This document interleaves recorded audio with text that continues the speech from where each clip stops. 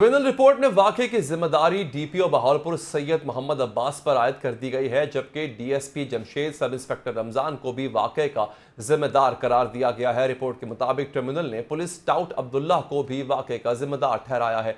तहकीकाती tribunal ने police के साथ साथ एंकर पर्सन इकरारुल हसन पर भी वाकये की जिम्मेदारी आयद कर दी।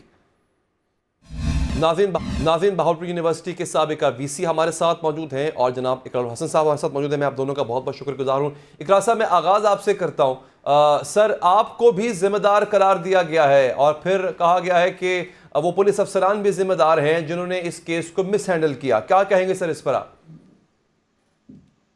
बात है, यानी मामला तो ये है ना, इस कमीशन ने झुटलाया तो इस बात को कि इस्लामिया यूनिवर्सिटी का स्कैंडल बेबुनियाद था और जिन लोगों ने इस्लामिया यूनिवर्सिटी के स्कैंडल की खबर को ब्रेक किया हुआ था उनको जिम्मेदार करार दिया जाना चाहिए था। लेकिन ज़ाहिर है ये खबर 21 जुलाई को मंजर आम पर आई। मैंने पहला वीलॉग किया 25 जुलाई को तारिक रशीद चीमा साहब के साहिबजादे के हवाले से।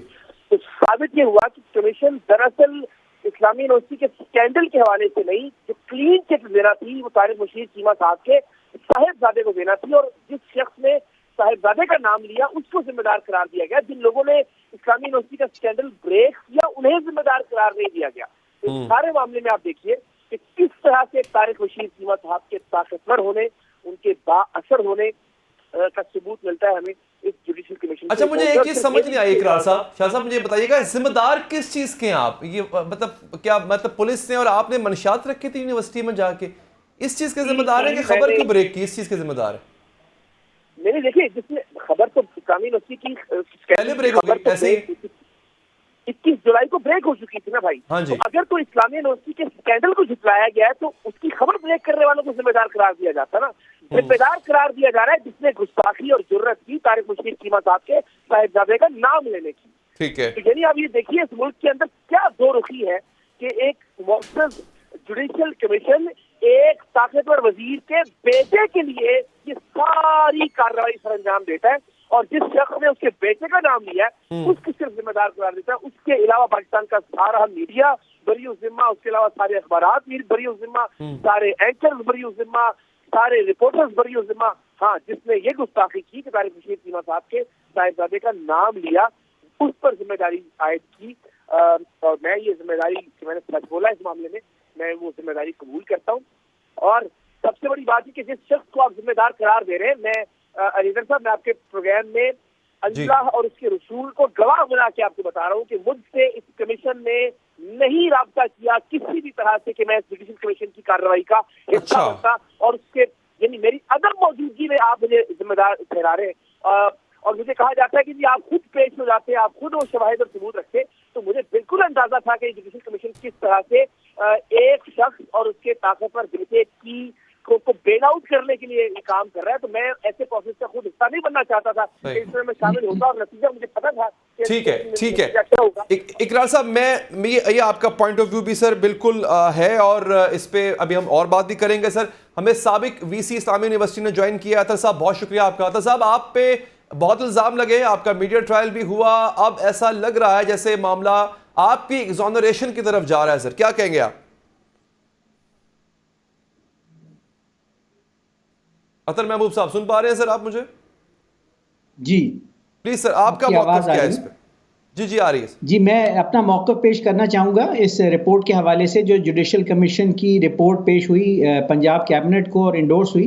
सबसे पहले तो हम खुदा ताला के शुक्रगुजार हैं कि जिसने जुडिशियल ट्राइब्यूनल की रिपोर्ट के ज़रिए सच और हक़ का बोलबाला किया। जस्टिस साहब ने इंसाफ से काम लिया और इल्ज़ाम लगाने वालों को मुकम्मल मौका दिया कि वो किसी किस्म का भी सबूत पेश करें।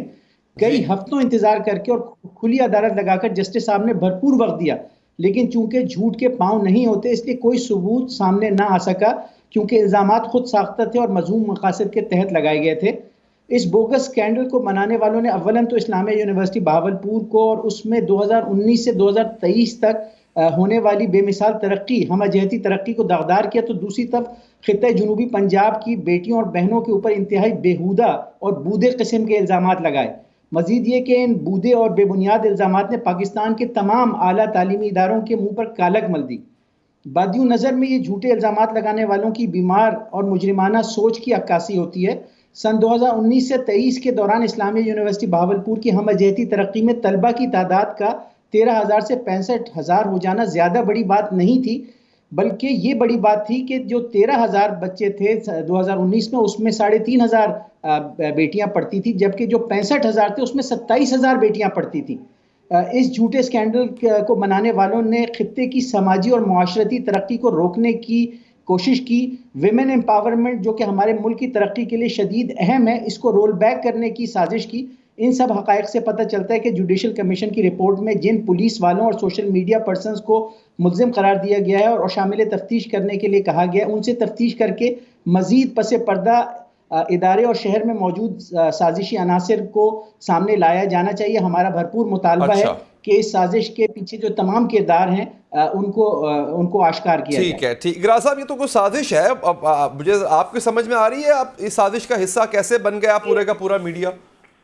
मेरे लिए काफी एहतराम है, उस्ताद है और उस्ताद के तौर पे, लेकिन सिर्फ ये सवाल जरूर कर लीजिएगा आखिर महबूब साहब से, ये जो बयान पढ़कर सुना रहे हैं, आप किसी के स्क्रीन नहीं देख पा रहे हैं, मेरे सामने स्क्रीन मौजूद है, मैं देख पा रहा हूँ, मैं देख रहा हूँ। जी जी जी। तो उस्ताद मोहतरम ने सारा जो गुफ्तगू फरमाई वो लिख कर तहरीर करके, ठीक है, लेकिन ये पूछ लीजिएगा कि किसने तहरीर करके दिया इनको, जरूर सवाल कर लीजिए किससे तहरीर? उस्ताद से तवक्को तो करते हैं ना कि वो फिल्मी बात कर सकते हैं। हाँ, ठीक। एक तयशुदा तहरीर पढ़ के सुना रहे हैं, तो मुझे तो इस पर ही बहुत बड़ा सवालिया निशान है।